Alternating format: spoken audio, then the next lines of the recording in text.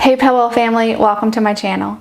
In today's program, we're going to discuss the next principle of intuitive eating, principle number 7, which is how to honor your feelings without using food.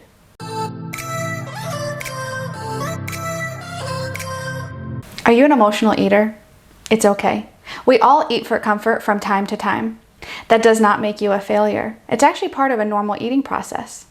The purpose of this principle is to help you to expand your toolbox of coping mechanisms to help you to better care for your mind, body, and spirit in sustainable and effective ways.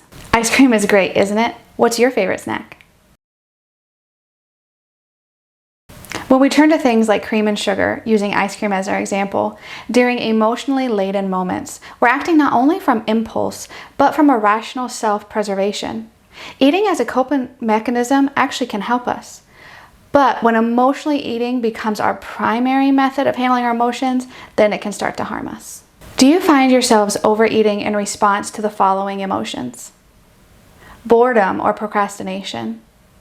Maybe it's a soothing mechanism. Love, joy, or happiness. The good moments. Frustration and anger, or anxiety and depression. If you answered yes to any of those coping methods, how can we change that? How can we learn to feel our emotions and to deal with them without always having to turn to food? The founders of intuitive eating came up with 3 ways in order to do this. Number 1, nurture yourself. Give yourself a real time out to show yourself that you are worthy and that you are entitled to being taken care of. Maybe you try a new yoga class. Maybe you take a pottery class or a cooking class.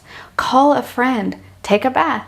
Take care of your mind-body connection. Allow yourself to be nurtured by yourself. Number 2, and this one can be the hard one, deal with the feelings. Call a friend or work with a coach. Write in a journal to process those emotions. Learning to deal with the emotions is going to help us to move past always being triggered to go to food when those emotions keep creeping back up. It's not until we learn to deal with those emotions that we're actually going to be able to move past that and learn to cope with them in a healthy way. And number 3, find a distraction. Blast your favorite playlist and dance around. Watch a movie, read a book. Whatever you need to do to find yourself distracted and allow yourself to just feel those moments and to be present without feeling like you have to turn to food in order to process that. All of us binge eat as a form of resistance.